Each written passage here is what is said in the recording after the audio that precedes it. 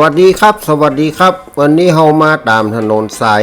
121เลี่ยงเมืองนะครับจะไปตังกองทรายสี่แยกกองทรายเนาะเข้ามาก็จะมีทางแยกไปบ้านบกหัวจ้างนะครับตามแผนที่เลยครับผ่านบ้านปลาเศร้านะครับจากถนนสาย121นี่นะครับผ่านบ้านปลาเศร้านี่ก็จะมีโค้งเนาะครับถนนก็จะเป็นถนนแยกเข้ามาทางด้านหน้า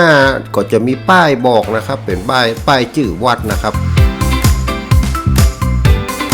จากโค้งในเขาเลี้ยวแยกเข้ามานะครับซ้ายมือแยกเข้ามาเรื่อยๆนะครับ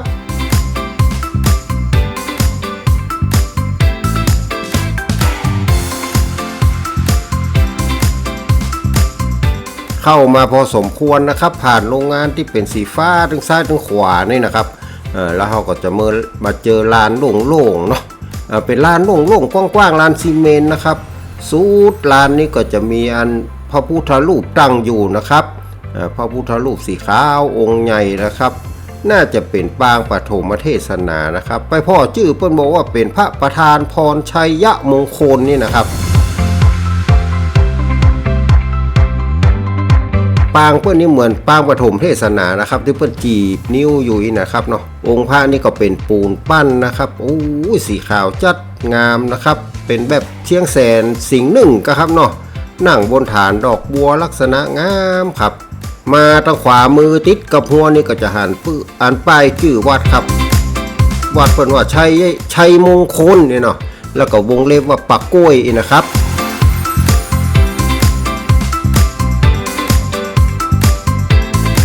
เราก็ลอง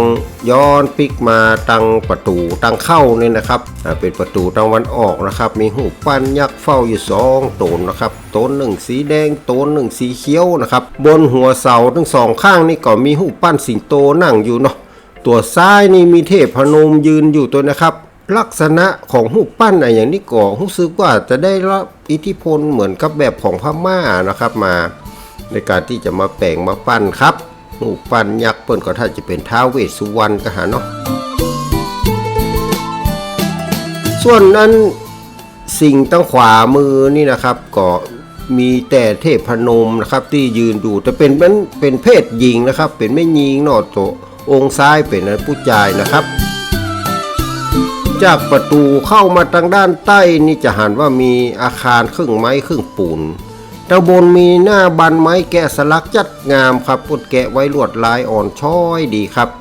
ส่วนตั้งลุ่มนี่ก็จะเป็นปูนนะครับอาคารของเปิดนี้ก็บ่แน่ใจว่าจะเป็นหอไก่ก็ครับเนาะหอไก่ของวัดหรือเปล่าแต่ลักษณะท่าทางจะเป็นอย่างนั้นนะครับใกล้ๆกันก็จะมีกุฏิทรงสร้างเป็นเหมือนกับอันตึกแถวนี่นะครับ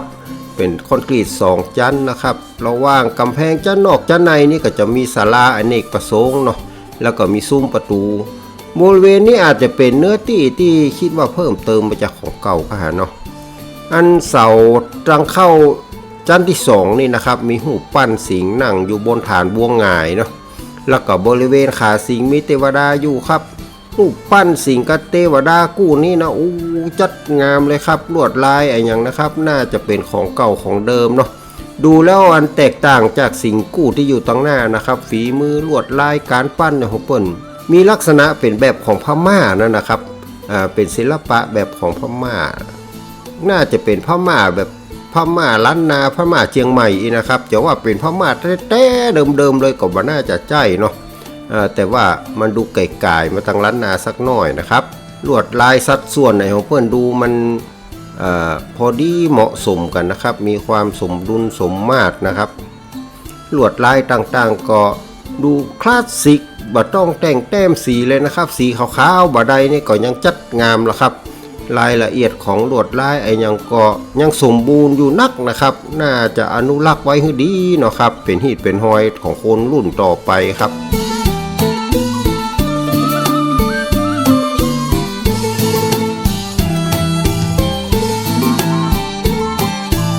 ขวามือติดกับประตูตั้งเข้านี่ก็มีอาคารชั้นเดียวเนาะเป็นทรงแบบล้านนานะครับมีจ่อฟ้าใบละกาหางหงอย่างพร้อมนะครับแล้วก็โดยเฉพาะบริเวณหน้าบันแนบข้างนี่เป็นไม้แกะสลักลวดลายเครือดอกพุตานครับปิดทองงามเหลืองอลามเลยนะครับ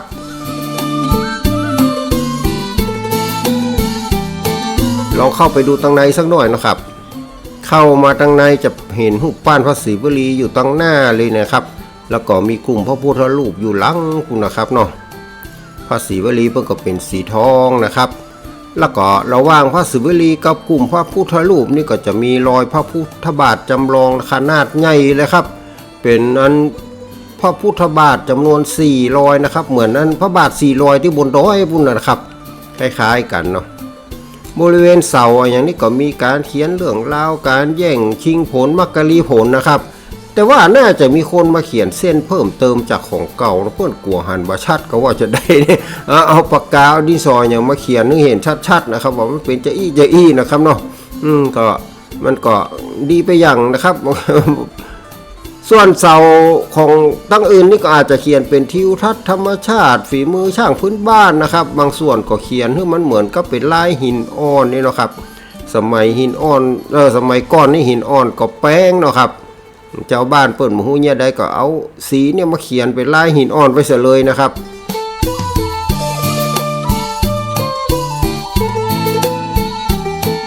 ผนังอาคารตรงกลุ่มพระพุทธรูปก็วาดเป็นรูปทิวทัศน์ธรรมชาตินะครับส่วนพระพุทธรูปก็เป็นปูนปั้นฝีมือช่างพื้นบ้านเนี่ยนะครับถ้าดูไปนะบ่ได้อันมีลักษณะเหมือนแบบเจ้าวังอะไรอย่างนี้นะครับหรือว่าสมัยใหม่นะครับดูไปก็คล้ายๆกับของมูลลื้อนะครับของชาวไทยลื้อนะครับส่วนผนังหลังพระประธานนี่ก็วาดเป็นรูปต้นโพดูห่มคลึ้งนะครับมีแมงต่างๆอยู่นะมีสัตว์ต่างๆอยู่บอกว่าจะเป็นนกกาเป็นนั้นแมงที่มันเป็น4ตีน2ตีนไหนนะครับที่เพื่อนเขียนไว้ก็มีหลายอย่างครับต้องก้อยไปพิจารณาดูนะครับเนาะแต่ก็จะทำให้เห็นว่าสมัยก่อนนี้มีนกยางนกอะไรอย่างอยู่ในหนองในน้ำนี่นะครับล่มลื่นเนาะตอนนี้เอามาดูที่ฐานพระพุทธรูปนะครับเพื่อนทำเป็นกลีบดอกบัวหงายนะครับเป็นกลีบดอกบัวหงายซ้อนๆกันเนี่ยลักษณะเป็นเจ้าบ้านเลยนะครับงามไปแหมแบมครับสู่ห้องทางขวานี่จะหันว่าเป็นรูปปั้นของพระสังกัจจายนะครับสีทองนั่งอยู่นะครับขี้ปูมลามอย่างนี้นี่เป็นพระสังกัจจายนะครับถ้าเป็นอย่างนั้นคนจีนอันนั้นก็จะเป็นแหมอันนึงนะครับ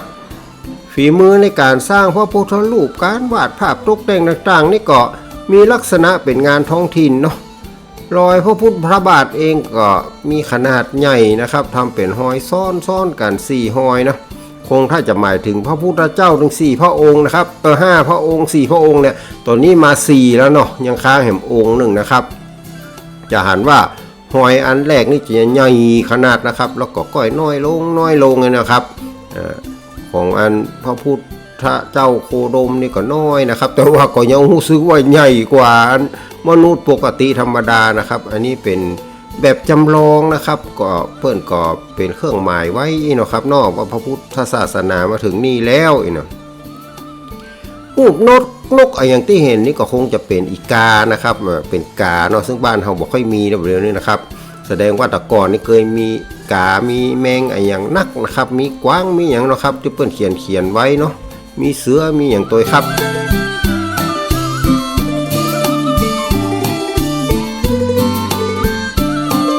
ก็น่าอนุรักษ์รักษาไว้นะครับสำหรับที่นี่เนาะ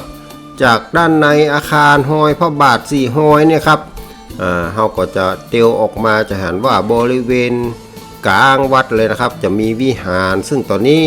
กำลังอยู่ระหว่างบูรณะนะครับตอนที่เราไปนี่นะครับก็เปิ้นกำลังใส่หลังคาใหม่ก็ครับเนาะ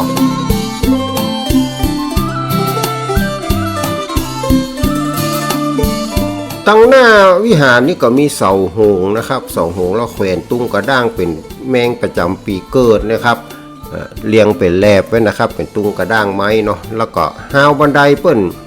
เป็นมังกรคายนาคนี่นะครับเป็นตัวมอมคายนาคนี่ดูจัดงามเหมือนกันนะครับเป็นศิลปะในยุคหนึ่งสมัยหนึ่งนะครับอันนี้อาจจะมีการบูรณะมาพ่องแล้วนะครับเนาะ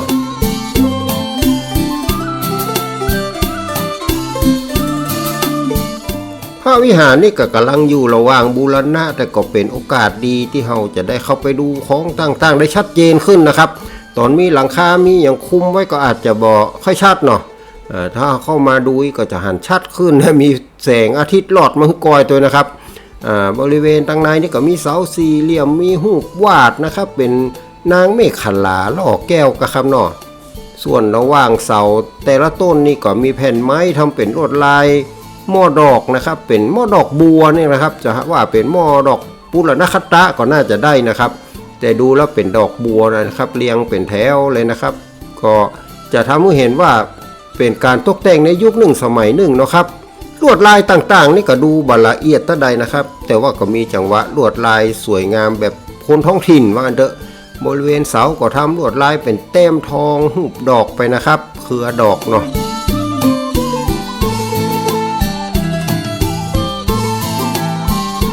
ส่วนบริเวณผนังทางซ้ายมือน่าจะเป็นภาพเขียนสีครับหูพระพุทธเจ้าปางเปิดโลกนะครับจะเห็นถึง3โลกเลยแต่ว่าแปลกตรงที่พระพุทธเจ้าเพิ่นนั่งสมาธิบนดอกบัวนะครับปกติปางเปิดโลกนี้เพื่อจะลงขั้นไดแก้วมาเนาะก็มีข้อน่าสังเกตว่ามีหูแกะสลักเป็นแมงแง่มูนะครับเกาะอยู่ข้างเสาบ่แน่ใจว่าเป็นหนูก็ว่าเป็นนั้นตกโตกับมูนะครับเพราะตัวยังบ่แน่ใจนะครับแต่น่าจะเป็นนั้นกิมมิกนะเพราะว่าเป็นกิมมิกหรือว่าเป็นลูกเล่นของคนศาลาโบราณนะครับศาลาโบราณที่เปิ้นมักจะแฝงไว้ในผลงานนะครับซึ่งอันนี้ก็เป็นรสชาติหนึ่งนะครับของศาลาที่เปิ้นฝากเอาไว้เนาะที่น่าจะมาศึกษานะครับคนสมัยใหม่ก็มาศึกษาได้เนาะโครงสร้างอาคารเดิมส่วนใหญ่จะเป็นสร้างจากไม้นะครับซึ่งชำรุดง่ายเนาะแต่ช่างโบราณก็สามารถที่จะแกะสลักแล้วก็สร้างลวดลายได้ง่ายเหมือนกันสำหรับโครงสร้างที่เป็นไม้นี่นะครับถ้าเป็นเหล็กเนี่ยผมจะรันไปสลักอย่างใดนะครับสมัยก่อนไม้มีนักก็สลักไม้ได้งดงามนะครับเนาะ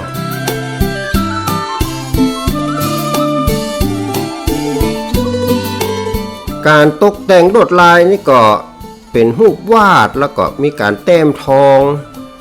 บางส่วนก็อาจจะเกิดจากการบูรณะตกแต่งเพิ่มเติมตามยุคสมัยนะครับมีรูปมันเจ้าภาพก็ว่าจะได้นะครับมีใส่ในธงในไทยนี่ก็แสดงว่าสมัยกลางๆแล้วนะครับเนาะหลังสงครามโลกอย่างนี้เพิ่นก็นิยมกันอย่างนั้นนะครับ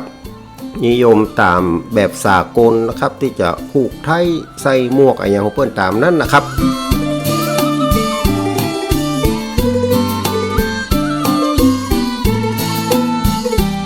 การแกะสลักไม้นี่ก็เป็นเทคนิคที่นิยมในยุคสมัยหนึ่งนะเนื่องจากว่าไม้นี่มันมีนักครับ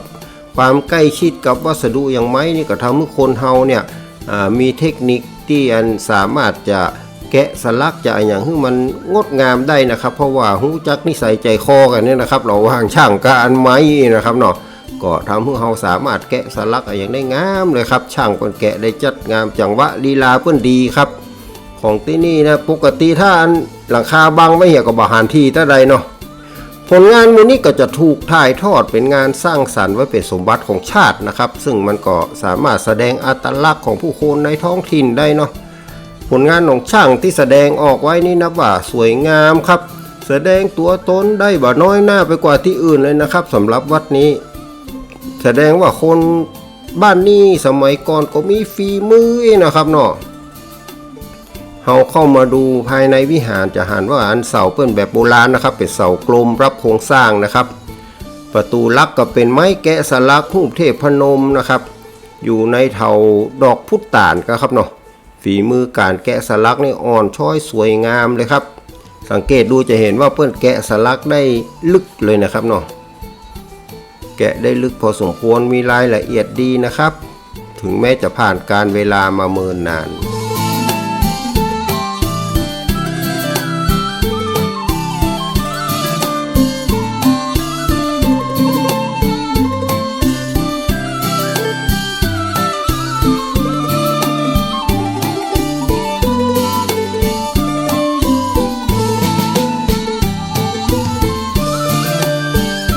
นอกจากบานประตูตั้งหน้าแล้วนะครับเฮามากอยประตูตั้งข้างก็จะเห็นว่าเป็นไม้แกะสลักแต่อันนี้ลวดลายจะเป็นเครือกระนกนะครับมีสัตว์ต่างๆอย่างนกอย่างกระรอกแล้วก็มีรูปสลักของพระรามนะครับน่าจะเป็นพระรามแผงสอนนะครับเพราะว่าตั้งลุ่มนี่จะเห็นว่ามีเป็นหนุมานแบกพระรามอยู่เนาะอันนี้จะเห็นว่า เริ่มหน้าศิลปะหมู่นี้น่าจะเริ่มได้รับอิทธิพลจากภาคกลางมาแล้วนะครับเพราะว่าลายกระนกเปรียวอย่างนี้ส่วนมากจะเป็นของภาคกลางนะครับบ้านเฮาส่วนมากจะเป็นดอกพุตานเป็นพักกูดนี่นะลายบะแหลมบะเลี่ยมซะใดนะครับแล้วก็เรื่องราวอย่างรามเกียรติ์เนี่ยนะครับก็น่าจะเป็นเรื่องราวจากภาคกลางมาเนาะแต่จะได้กระจ่างนะครับฝีมือการแกะสลักไม้ที่นี่ของเพื่อนขอนับว่างดงามนะครับลวดลายคมชัดนะครับเนาะ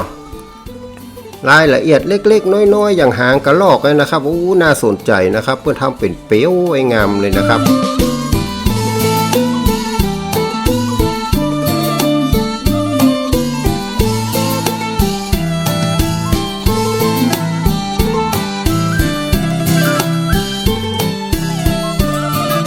ตั้งในสูตรของพระวิหารนี่ก็จะมีกลุ่มพระพุทธรูปนะครับ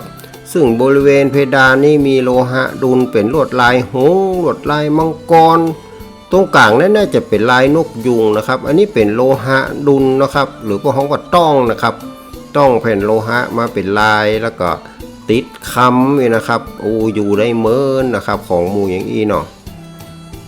ลวดลายดุลโลหะหมู่นี้ก็มีความผสมผสานระหว่างลายของคนจีนนะครับแล้วก็ลายไทยเข้าด้วยกันดูแล้วก็น่าสนใจนะครับแสดงถึงอิทธิพลของคนจีนนะครับที่มามีอิทธิพลอยู่แถวนี้นะครับก็เลยมีลวดลายที่เป็นลายจีนผสมลายไทยครับมันก็เป็นยุคหนึ่งสมัยหนึ่งนะครับฐานแท่นแก้วแล้วก็ฐานบัวรองรับพระประธานนี่ก็ตกแต่งด้วยกระจกสีเนาะส่วนองค์พระประธานเป็นปูนปั้นปิดทองนะครับเป็นปิดจนเป็นเงาแวววาวเลยนะครับอันนี้น่าจะบูรณะใหม่นะครับใจทองอย่างหัวน้องมาติดจนแวววาวแล้วนะครับมีพระพุทธรูปของสาวกหรืออาจจะเป็นพระพุทธเจ้าองค์อื่นกับบุหุนะครับเนาะอยู่ตรงข้างเป็นปูนเหมือนกันครับปิดทองสวยงามเหมือนกันฝีมือน่าจะเป็นช่างพื้นถิ่นนะครับเพราะว่าหน้าตาดูจะเป็นออกทางไทยหรือเป็นอย่างนี้นะครับโดยรวมก็จะรู้สึกว่าหน้าตาเหมือนคนเฮาเนี่ยนะครับในถ้าเป็นเจ้าบ้านเปิ้นปั้นนะครับ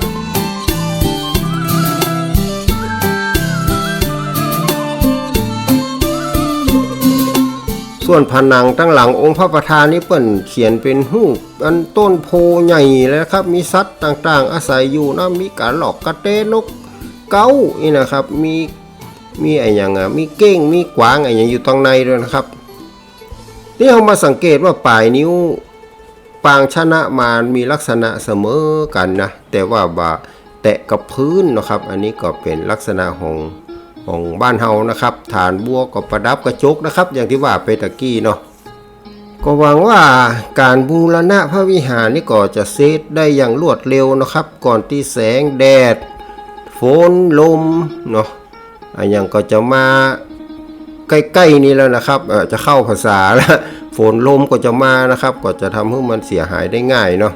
แล้วก็บริเวณผนังทั้งบนจะเป็นเรื่องราวพุทธประวัติส่วนทั้งลุ่มเป็นเรื่องราวทศชาติตอนพระเวสสันดรนะครับที่เพิ่นเขียนไว้เนาะก็ทางวัดก็พยายามเอาพลาสติกอย่างมาโป๊กเต็มที่แล้วนะครับองค์ประกอบโดยรวมของศิลปกรรมที่ตกแต่งวิหารแห่งนี้ก็นับว่ามีความสวยงามทรงคุณค่าบ่น้อยเลยนะครับ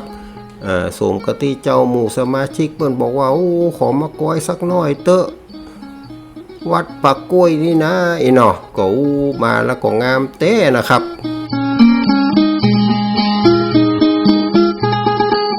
เขาก็ลงจากวิหารมาตั้งใต้สักน้อยนะครับทางด้านหน้าวิหารนี่ก็จะมีหอพระอุปคุตตั้งอยู่นะครับ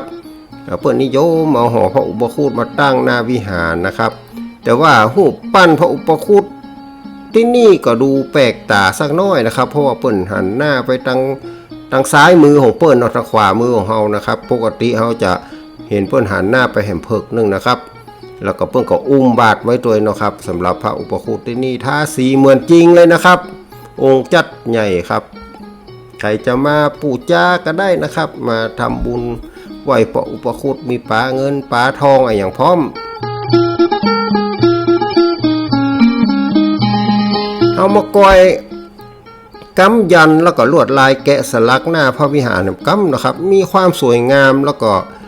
จังหวะลีลาของเปิ้นลายเปิ้นขนาดของลายเปิ้นนี่ก็ดูสมส่วนกันดีนะครับน่าจะเป็นของเก่าของโบราณในบางอันนี่นะครับส่วนบางอันอาจจะมีการประหองว่าบูรณะขึ้นมาพ่องเองนะครับแต่โดยรวมงดงามเลยครับเตียวต่อครับมาดูนะครับจะเห็นว่าประตูวิหารนี่มีเพียงประตูเดียวเนาะแต่ว่าเปิ้นเอาประตูข้างเนี่ยมาไว้ข้างวิหารเลยนะครับไม่ได้ไว้ข้างประตูหลักเนาะแล้วก็มีขั้นใดขึ้นแปลงเป็นขั้นใดโก้งอันนี้น่าจะมาทำสมัยใหม่ก็ว่าของเก่าก็บ่แน่ใจนะครับที่ขั้นใดมองโก้งนี่นะทางซ้ายมือนี่มีกุฏิพระเนาะแล้วก็เป็นสถานที่ที่เฮามาทำบุญได้นะครับเตียวกายมาก็จะหันว่าช่องหน้าต่างนี่ตั้งบนเพิ่นทำเป็นซุ้มแบบง่ายๆนะครับตรงกลางมีธรรมจักรปั้นขึ้นมาเป็นแบบนูนต่ำนะครับเป็นธรรมจักรกุบาลเหมือนกันนะครับหลังวิหารก็จะมีพระธาตุนะครับพระเจดีย์หรือพระธาตุนี่เป็นรูปทรงแบบพม่าที่ยังคงสภาพองค์ประกอบสวยงามไว้ได้จัดดีแล้วครับมีหัวเตี้ยๆอยู่รอบตัวนะครับหลังพระวิหารนี่ตกแต่งด้วยกระจกสีมีหูแปะแล้วก็ซุ้มพญานาคด้วยนะครับด้านทิศตะวันออกของพระธาตุนี่ก็มีซุ้มพระเจ้าทันใจครับถ้าเราแงะมาดูนะครับจะเห็นมีซุ้มพระเจ้าทันใจเพิ่นเขียนไว้ว่าพระเจ้าทันใจทรงปรารถนาอีนะครับซุ้มนี่ก็เหมือนอุโมงค์เข้าไปเนาะผนังตั้งหลังตั้งในซุ้มนี่ก็จะใช้กระจกเงาสีขาวทำเป็นรูปเหลี่ยมเพชรนะครับส่วนองค์พระพุทธรูปนั้นทาสีทองเลี่ยมมับเลยนะครับเป็นอันพระพุทธรูปปูนนี่นะครับจัดงามครับฐานดอกบัวเบิ้นก็จัดงาม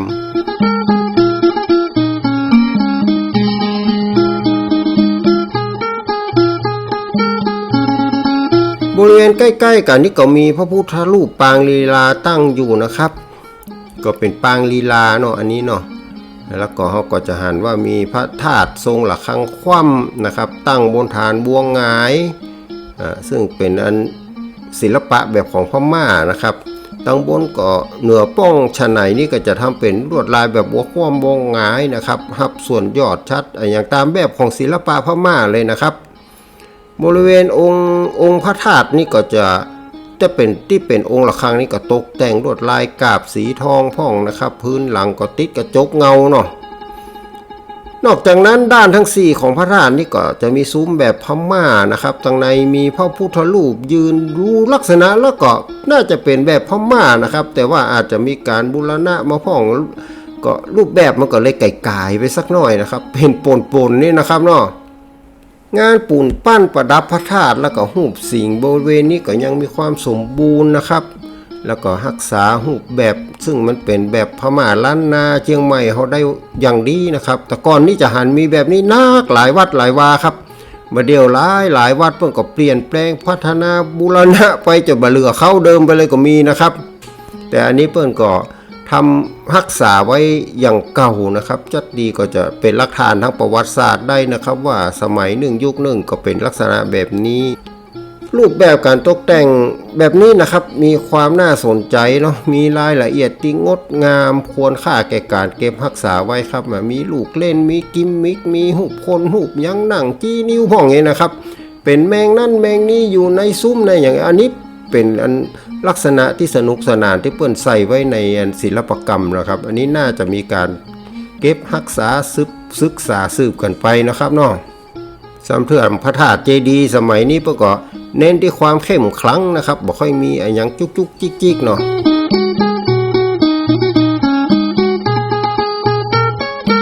การวางผังของสิ่งก่อสร้างและสิ่งตกแต่งทำในรูปแบบสมมาตรกันนะครับต่อๆกันทุกด้านนะมีความแตกต่างกับเพียงบางจุดนะครับที่อาจจะเสริมมาอย่างมี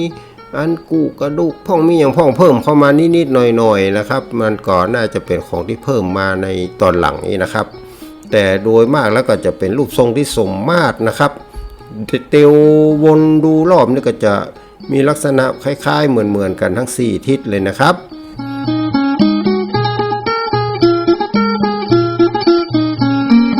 ติดกับพระธาตุมาทางเหนือนี่เขาก็จะหันมีอาคารพระอุโบสถหรือว่าอันโบสถ์นี่นะครับตั้งหลังมีพระธาตุน้อยๆตั้งอยู่เนาะแล้วก็มีซุ้มโค้งยื่นออกมาจากอาคารตัวนะครับ ถัดอาคารหลังนี้มาสักน้อยนะครับเราแวะมาดูตรงนี้ก่อนจะหันว่าเป็นอาคารเล็กๆนะครับทางในมีบ่อน้ำนะครับมีป้ายเขียนตัวนะครับว่าเป็นบ่อน้ำติ๊บอีนะครับโคตมะมงคลนี่นะบ่อน้ำติ๊บอันนี้ลองเข้าไปกอยครับเปิดมือไม่ยิงเข้ามาอีนะครับอาคารนี้ก็เปิดประตูเข้ามาได้ในบ่อก็มีน้ำบาเลิกนะครับน้ำอยู่จัดนักเลยนะครับบ่อรักษาไว้อย่างดีน้ำใสสะอาดนะครับมีรูปถ่ายไว้นะครับหัวตู้เจ้านี่เป็นไผ่เนาะแต่ว่าอาจจะเป็นนั้นบ่อเก่านะครับที่เพิ่นถ่ายไว้ว่าลักษณะบ่ออันเดิมเป็นอย่างอีเนาะครับอันนี้ก็บูรณะพัฒนามาให้ดีงามอย่างอีเนาะครับใครได้น้ำติ๊บก็มาเอาเนอะ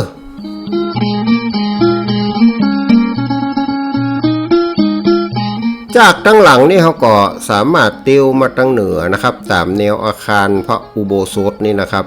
จากเห็นว่าแนวอุโบสถเนี่ยจะมีหัวเตี้ยๆซึ่งเปิ้นเอาไว้แสดงเขตของอุโบสถนะครับบางที่เปิ้นแปลงไว้สูงบางที่ก็แปลงไว้หมอกว่าบ่ฮื้อแมงอย่างเข้าไปได้หูอันเนาะแม่ย่าไม่ยิงก็บ่ฮื้อเข้าไปนะครับก็ฮู้กันเองสำหรับคนบ้านเฮาเนาะ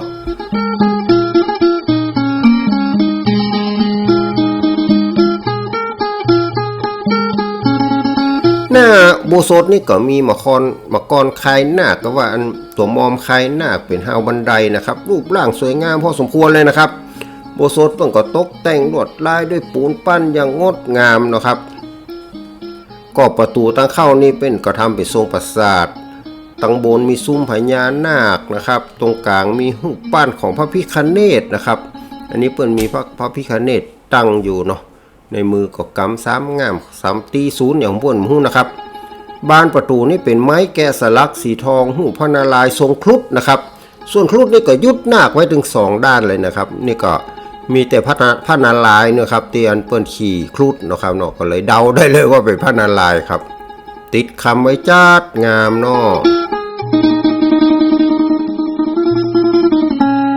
อันนี้มีโอกาสดีเราสามารถเปิดเข้ามาได้นะครับเข้ามาจะเห็นว่าด้านในพื้นที่ของอาคารนี้ปูด้วยหินอ่อนคนดูนึกว่ามันเปื้อนไม่ใช่นะครับมันเป็นหินอ่อนครับแล้วก็บริเวณกลางห้องมีตำแหน่งที่เปิ้นวางลูกนิมิตไว้นะสุดห้องมีซุ้มทรงปราสาทครับ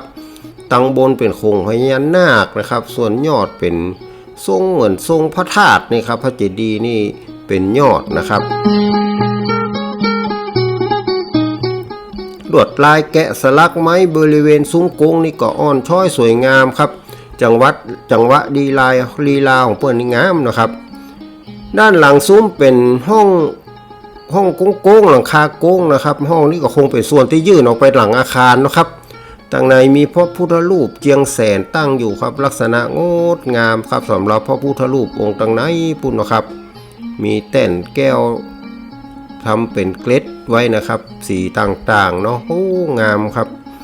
สำหรับคนที่เป็นไม่ใหญ่ไม่ยิงเข้ามาทางในบ่ได้ก็มาดูทางเนี้ยนะครับเนาะว่าผนังทางในเพื่อนนี่ก็เรียบทาสีขาวมีการตกแต่งภาพเขียนลวดลายใดๆเนาะครับแสดงถึงความสมรรถะเนาะครับเนาะ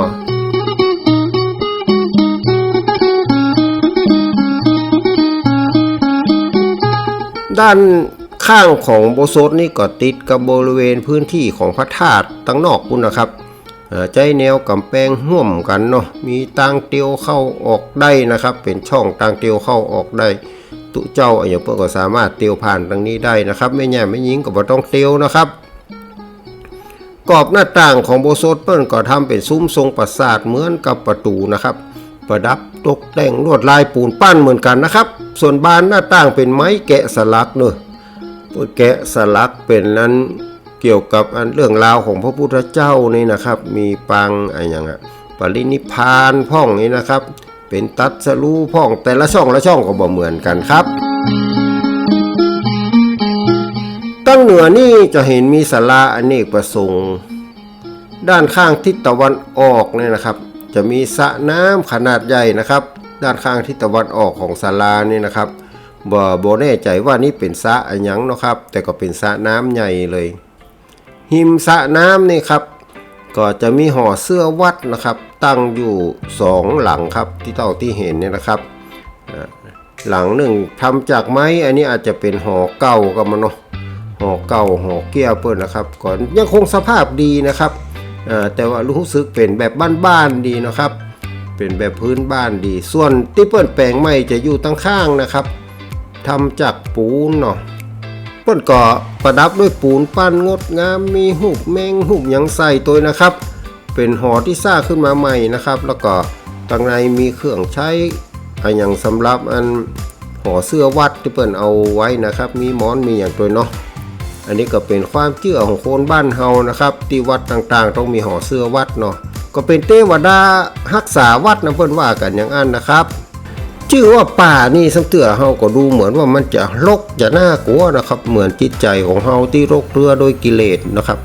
ย่อมอุดมด้วยทุกข์อย่างน่ากลัวเช่นกันนะครับสำหรับวันนี้ก็ขอทุกท่านมีความสุขสวัสดีนะครับจากลุงตีโวครับสวัสดีครับ